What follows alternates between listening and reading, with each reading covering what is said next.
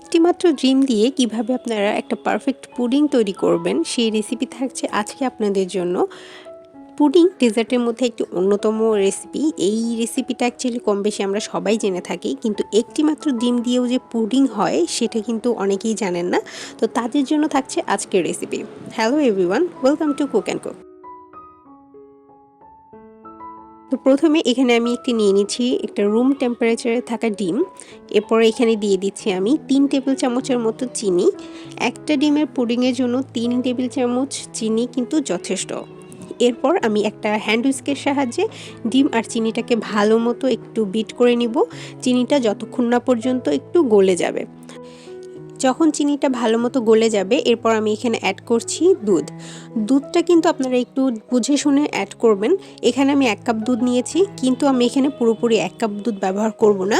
আমি এখানের half cup থেকে একটুখানি বেশি দুধ ব্যবহার করেছি। একটা ডিমের জন্য হাফ কাপ অথবা তার থেকে সামান্য একটু বেশি দুধই কিন্তু এনাফ।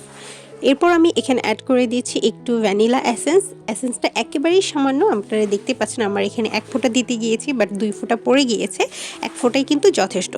এরপর আমি হ্যান্ড উইক্সের সাহায্যে এটাকে আরেকটু বিট করে একটু সাইডে রেখে দিচ্ছি রেস্টে। এরপর আমি এরকম একটা বাটি নিয়েছি, এটার মধ্যে আমি আমার পুডিংটাকে সেট করব, বাট তার আগে আমি চলে যাচ্ছি একটুখানি ক্যারামেল তৈরি করার জন্য। যেহেতু এটা ক্যারামেল পুডিং, ক্যারামেল ছাড়া ক্যারামেল পুডিং তো হতেই পারে না। সো আমি এখানে প্যানের মধ্যে দিয়ে দিচ্ছি 3 টেবিল চামচ মতো চিনি আর দিয়ে দিচ্ছি 2 টেবিল চামচ পানি দিয়ে ক্যারামেলটা তৈরি করে ফেললে কিন্তু ক্যারামেলের কালারটা খুব সুন্দর আসে, আর হুট করে কিন্তু চিনিটা পুড়ে গিয়ে তিতো হয়ে যায় না। সো এই জন্য আমি এখানে পানি ব্যবহার করছি। আপনারাও অবশ্যই ক্যারামেল তৈরি করার সময় কিন্তু অল্প পরিমাণে পানি দিবেন, তাহলে আপনার ক্যারামেলটা পারফেক্ট হবে। তো আমার ক্যারামেলের কালার যখন এরকম চলে আসছে, একটা সুন্দর একটা কালার আসবে, তখন আমি চুলাটাকে বন্ধ করে সরাসরি এই ক্যারামেলটা ঢেলে দিব আমার যেই বাটিতে আমি পুডিং সেট করব সেই বাটিতে। তো এইভাবেই গরম গরম কিন্তু ক্যারামেলটা আপনি ভালো মতো ঢেলে নেবেন। এরপর হাত দিয়ে ভালো মতো ঘুরিয়ে ঘুরিয়ে ক্যারামেলটা চারপাশে ছড়িয়ে দিতে হবে। এটা গরম থাকা অবস্থায় করতে হবে, কারণ এটা কিন্তু দ্রুত ঠান্ডা হয়ে জমে যায়, যার জন্য এই কাজটা কিন্তু খুব আস্তে ধীরে সুস্থে করতে হবে। তো পুরো বাটিতে ক্যারামেলটা ছড়িয়ে নেওয়ার পর আমি এরকম একটা ছাঁকনি নিয়েছি। এখানে আমি ছাঁকনিটাকে দিয়ে এরপর যে পুডিংয়ের মিক্সচারটা ছিল আমি সেটা ভালো মতো একটু ছেঁকে এই বাটিতে সরাসরি ঢেলে দিচ্ছি।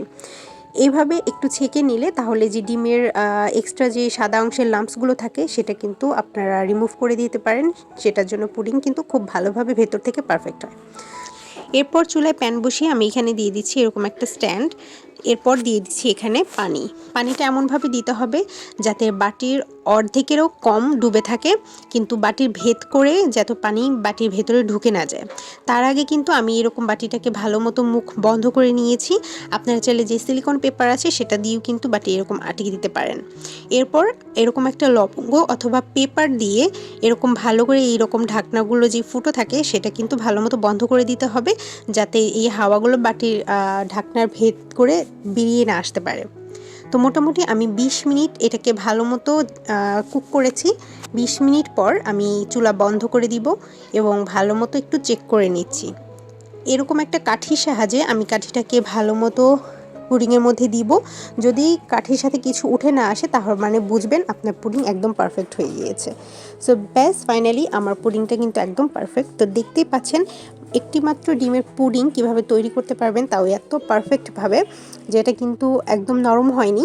তো আমি একটু কেটে আপনাদেরকে দেখাচ্ছি এটা ভেতর থেকে কিন্তু কতটা সফট হয়েছে এবং খুবই পারফেক্ট হয়েছে। সো আশা করছি আজকের এই ভিডিওটা আপনাদের ভালো লেগেছে। যদি ভালো লেগে থাকে তাহলে অবশ্যই কিন্তু একটা লাইক করতে ভুলবেন না, সাবস্ক্রাইব করতে ভুলবেন না। Thanks for watching my video.